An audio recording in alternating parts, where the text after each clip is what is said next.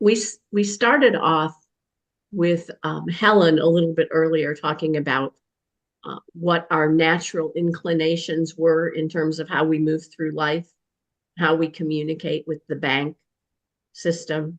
And what I want to talk about today is how important the words we use to describe and define our relationships bring about what we say. When we start off, the first relationship we need to speak into reality is the loving relationship with ourselves.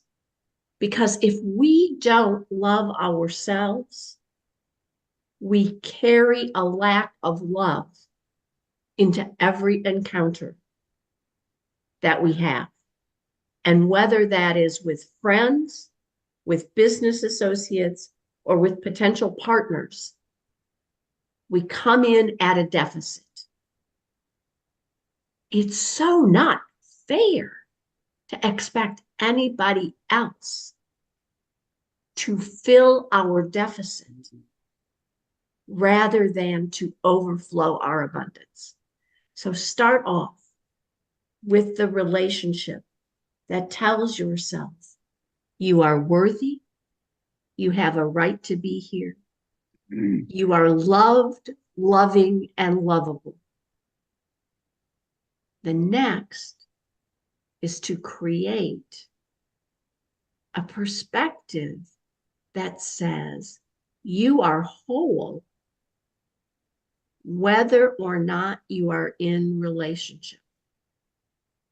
Again, when we describe ourselves as single with a subtext that says single but seeking, single but waiting, we put our lives on hold. And we don't have very much to offer if we're moving into a relationship. So when we frame ourselves as complete and whole exactly as we are, what a wonderful treasure we have to offer a person whom we might encounter should we choose to be in a relationship. The next thing I want to say is, let's talk about whether relationships happen by choice or by chance. I would argue that many times we believe relationships happen by chance, but they're really a result of choices that we make.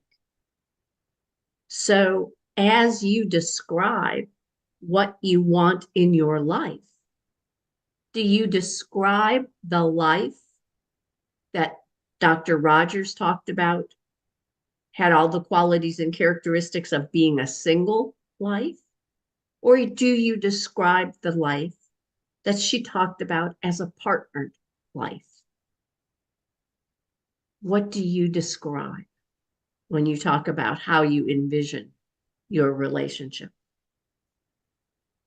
I also want to say that we've talked about marriage versus singleness, and I'd encourage us to put a qualifier in there, which is we're talking about healthy marriage when we talk about all the assets and benefits of marriage.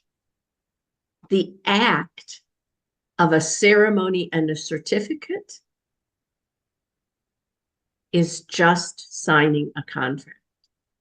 The act of creating a healthy, whole relationship is the marriage that we're talking about. So make sure when you talk about being married and envision being married, you are talking about the content of the relationship rather than the status of the contract. Focus when you speak of your married state or your single state.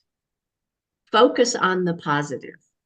I had a wonderful mentor once who said, You know, the universe engages in selective hearing, and it hears not the qualifiers and the modifiers and the dances around. It just hears the substance of what we say.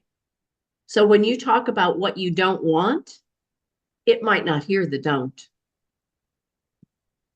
And energy flows where attention is directed. So focus on what you want in relationship. And when you are speaking, if you desire to be connected to someone in all those benefits of partnership and togetherness, focus on what you seek to offer rather than on what you seek to receive. And focus on the positive that you want. So focus on the qualities and characteristics, the values and the virtues of what you want in that relationship, rather than the positions and possessions that someone will bring to the relationship. When we talk about our relationships, how we describe them to others ought to be how we describe them within our relationships. If you're noticing a disconnect between how you describe what's going on between yourself and a partner, then how you describe it inside rather than outside the relationship, check your disconnect and make sure you're communicating honestly. I have 7 seconds left. There are lots of things to say, but importantly, choose married or single by choice, not by chance. Focus on the positive, focus on what you offer, and focus on being whole. Thank you so much. Thank you so much for those words. That was fantastic. And one of the key takeaways I took from your speech is that, you have to learn to love yourself. By doing so, you can spread that love to people. And relationships are the choices that we make. Thank you so much, Gail. Has anybody got any questions or any feedback or any words of encouragement for Gail? Oh, Margaret, you've got something to say? Yeah. Yeah, I mean, Gail, from the first time I heard you ever talk, did your presentation, your voice is so gentle and it's just amazing. And thank you so much. I've learned so much from you. May God richly bless you. Thank you. That's all I want to say. Thank you. And you too, and thank you for giving me this place to talk about these important things. Thank you. LaDonna, have you got something to say?